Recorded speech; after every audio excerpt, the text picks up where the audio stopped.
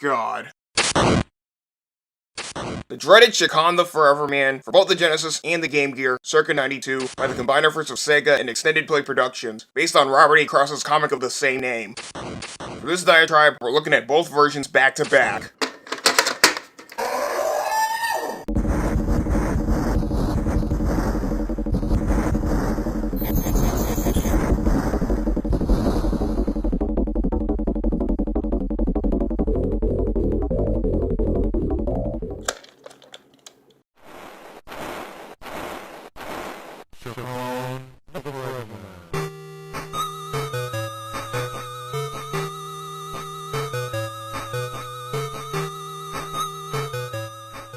As usual, before we begin, I'd like to extend my dearest acknowledgements to Matt Lister and his wife Becky Brooks from Dover, New Hampshire, Ian Bergerson and Katie Kreisel from Nashville, New Hampshire, Andrew F. Word Lowry and Amanda Brack, the former from DIY, obviously, Brain Scratch Commentaries, Brian Bilowski and Walter G. Meyer, Jim Fontenot, aka Kid Shoryuken, the Burma City Historical Society, the Debt Collective, Mike Maverick, Tryhard composed of Jubinski, Pryor, and Uzzle, that's Biff, Diamond Machine, and Astrologic, the Nerdfit Network including Glentie, Sam Mulligan, Starlab Studios, JMC Facepalm Doherty, Mike Tessa from Zonum, Neon Bomb in Manchester, New Hampshire, Crunkwitch, the Extra Life Boston Guild, the Boston Open Screen Committee, Sidestep Complex, aka The Shields, Bit Bar Salem, Will Spreadbury, aka Force of Will from Lynn, Alley, aka Twill Distilled from Columbus, Ohio, Samus and Megaran, Ghost Ship Harbor, Magfest, PAX East, and finally Robert A. Cross himself, including his own company, RAK Graphics.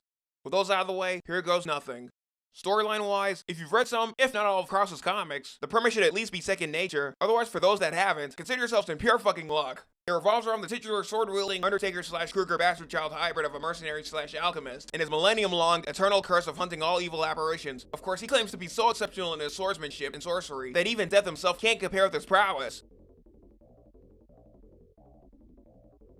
Upon making a pact with the latter, aka Old Grim himself, involving the following terms: if Shakan defeats him, eternal life will be entrusted to the confident yet cocky combatant at a price, whereas if Death triumphs, his soul will be turned over. And accepting said pact with a harebrained poise, the two finally duke it out, mano y mano, or mano y espectro. Oh, by the way, for all the Spanish junkies out there, espectro means ghost, as the ground shook endlessly around them. And who could have guessed, the former cursed fates finally come true, hence Shakan stuck with seeking out and exterminating the 8 evil supernatural masters on both the terrestrial and elemental planes, the former of which the Spider Queen, Mantis, Elkenrod, and the Dragonfly King inhabit, whereas the latter includes Parasitus, the Tundra Beast, the Fire Dragon, and the leader of the Dragonfly clan, aka the Synard Rider, after which he'll rest in eternal solitude.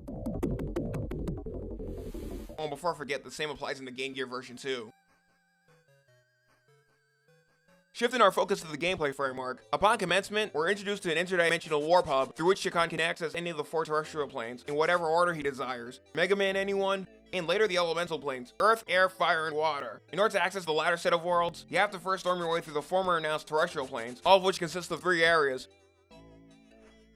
Entering one of said planes for the first time leads to an hourglass animation in the background, accompanied by a narration from the Forever Man himself about his innermost aim to pursue and put an immediate end to the chaos his rivals have caused. By now, it should be obvious regarding the game setup. Being a hell of a lot more than just your typical action platformer, the D-pad, as many might expect, migrates the Forever Man anywhere to his heart's content, and even position his swords and other weapons in his 8 desired directions while being held out. Start brings up his alchemy diagram and weapon inventory menu, whereas A, B, and C, depending on which configuration type you've got set beforehand. Because the Genesis, goddammit, allow him to attack and or hold out his weapons, jump, and even perform both a ground roll in tandem with the D-pad, specifically down left or down right diagonally, as well as a super flip akin to Avenger Shinobi and Shinobi 3, in conjunction with performing an aerial 360-degree slash by attacking, or swap out your weapons on the fly after acquiring them. In the Game Gear version's case, buttons 1 and 2 allow him to attack and jump individually.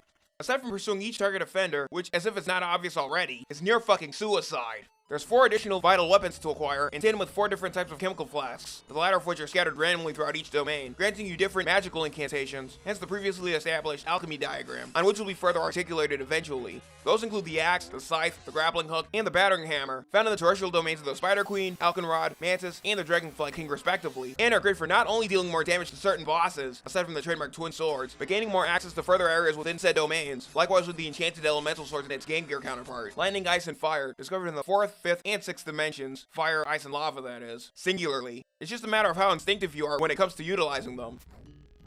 Hence his namesake, and in true Echo the Dolphin and Halo fashion, no matter how many times Shakan gets his immortal supernatural ass annihilated, which for the record, will occur on more occasions than one might expect, he'll always end up back at the central warp hub, likewise if his hourglass runs out, with the exception of an interval I'll get to later. Bouncing back into the multicolored chemical flask and supporting alchemy diagram, to whose purposes I strongly advise referring back. They allow Shikon the use of his extraordinary dark alchemy magic depending on which chemicals are utilized, and the same applies in the Game Gear version, the only difference being that both diagrams are made up of 12 and 8 units respectively. Also, the latter version contains keys needed to proceed through later areas, whether in plain sight or dropped from slain rivals. Take note, no matter which chemical combo you experiment with, it's down the goddamn drain with them, in which case I'd make every effort to reacquire those same flasks, or better yet, find more of the same type.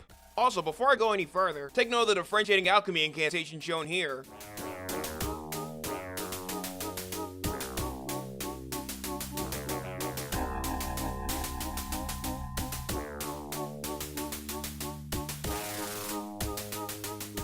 And especially in the Game Gear version, aside from the 4 swords you're able to switch between.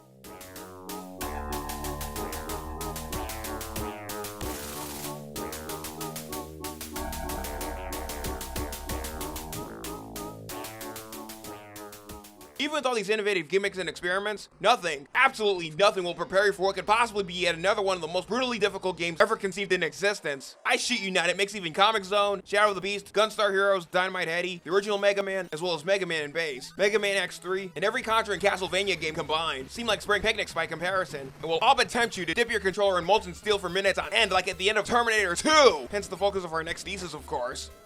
The most common gripes, amongst many, concerning this underrated yet soul-crushing and problematic title aren't so much with the controls, which for the record are on the convoluted and stagnant side, barring its obvious manageability. Honestly, the flip-jump and corresponding aerial slash I could get to work at any given time, no harm, no foul. Aside from Shikon's lethargic, habitudinous pacing, it's more or less the tendency to avoid every peril, hazard, and liability that awaits you at every corner, notwithstanding how great your chances are at welcoming your own demise. And as if even that couldn't get any more nerve-wracking, determining which additional weapons are feasible for not only accessing new pathways, but dealing more damage to a specific terrestrial master, while avoiding every counter-offense they provide, could be a catastrophically perpetual ordeal in and of itself, likewise with the klutzy out-of-place hit detection during certain confrontations with the aforementioned masters.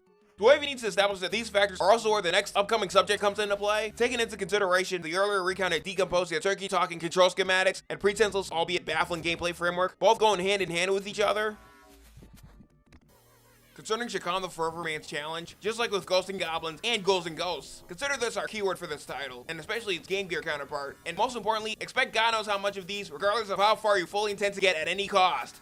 Even so much as attempting to bum rush through this chaotic nightmare of a game is ill-fucking advised, because it'll result in unexpected, infinite deaths due to ending up in any hazardous pit or bottomless chasm, let alone sudden overexposures to any offense whatsoever, hence the 6 skull bar in the top right corner of the screen in the Genesis version, each denoting 2 hits, or the single skull in the Game Gear version, which dramatically sinks every time you get hit. Each and every domain, in both the terrestrial and elemental planes alike, contains everything that'll ensure your crusade goes to total piss-all, in tandem with all the creatures that roam throughout, some of which are total pussies, while there are others that'll make you their crack whore in record time. For instance, bats, cloaked figures, phoenixes and demons in the fire dimension, spiders, tentacled hives, and gas clouds in the earth dimension, winged demons, scorpion and demon warriors in the air dimension, and of course dragonflies, reptiles, and assorted aquatic life in the water dimension. Same stick with their supreme reigning king and queen fucktard leaders. And in a game such as this, top-notch reflexes, observation, perseverance, and ingenuity are your side-by-side BFFs on which to rely every step of the way, in tandem with the differentiating weapons and alchemy-based magical wizardry, about which I can't stress enough in prompting everyone to refer back. Must I mention yet again that there's a time limit in each terrain you tread through, hence the hourglass, which for the record can be reset with your alchemy magic, as I also established not too long ago. And don't expect any checkpoints either, except after you've cleared each corresponding phase of your current domain, let alone any save or password features, the latter two of which aren't available here by the way. Speaking of which, in the true fashion of the earlier cited Ghosts and Goblins, upon clearing and dominating all 8 areas, or 6 in the Game Gear version, in addition to annihilating all the supernatural evildoers, be prepared for the ultimate troll fest in history. Remember that later interval I discussed a while ago? If you're playing on either normal or hard, another chance meeting between the Forever Man and Death himself ensues, in which the latter promised him his valued gift of eternal life.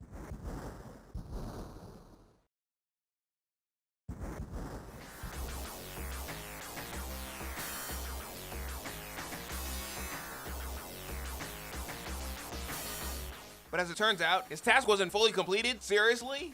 Even so, following the closing credits in both versions, you've got another confrontation ahead of yourself, depending on which version you're playing.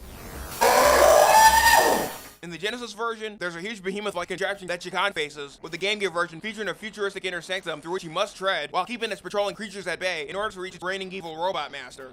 Take note, you're only stuck with one chance in both versions. Survive the respective terrors, and these are the points in which you'll receive your true outcome. Fuck it all up, however, and it's all the way back to the beginning with your sorry ass. Talk about a fierce straight blast to the jaw. Anyways, beyond just these 2 very finales, kindly refer back to my previous batch of statements.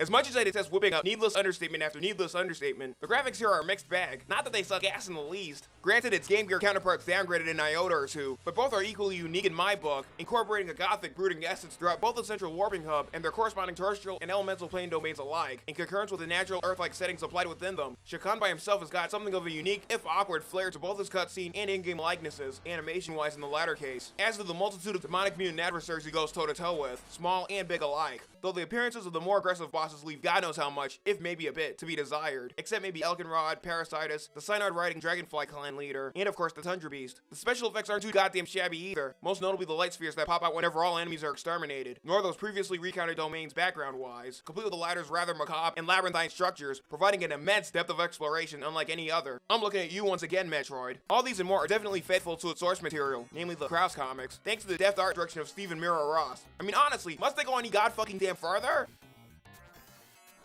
Music and sound-wise, orchestrated with bravado and adequate relish by Mark Steven Miller and Jason Scheer, care of the short-lived New Romantic Productions. Also Tasmanian Tasman Escape from Mars, Kate Chameleon, and Era of the Little Mermaid fame amongst many. The mishmashy soundtrack also boasts the same creepy, macabre, and ethereal theme as the visuals. While some tunes, if most of them, may turn out to be extremely ear-grating after quite some time, and that's understandable I suppose. In hindsight, they're fucking phenomenal, headbang-worthy, and far from subdued. I really wish I could say the same about those heard in the Game Gear version, which for the record, are almost virtually the same tunes rescored. I mean, lazy much Sega in extended play?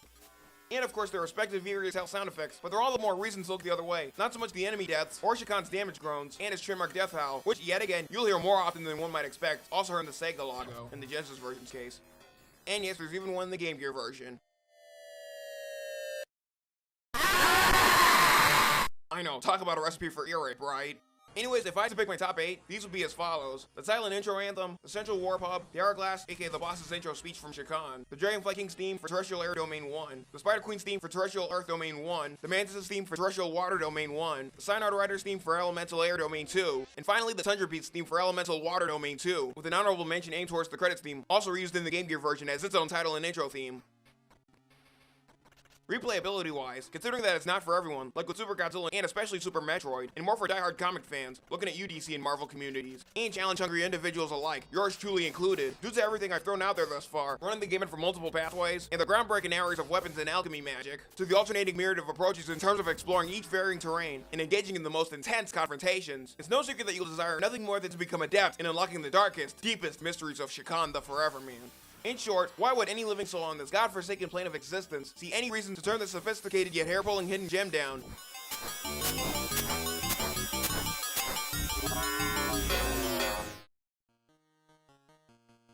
Henceforth, what's my final verdict, one might ask? Notwithstanding all the gripes I've also discussed, it's more than a cinch to realize why this game and its handheld counterpart have become polarized for more than 2 decades. And by that I mean it's been shunned by even the most curious gamers and long since forgotten, while at the same time gaining a rather modest and religious cult following. On a scale of 1 to 10, here's how I rate the both of them. Either way, even if you've never read the Krause comics, and if you're looking for variety in your title choices, something to whet your gothic, occult appetite, or better yet, an extreme ultimate challenge unlike anything the free world could possibly unravel, ever, look no further than Shakan the Forever Man. And be sure to read and or scope out more of Robert A. Krause's work, hence the link that you're about to see in the credits.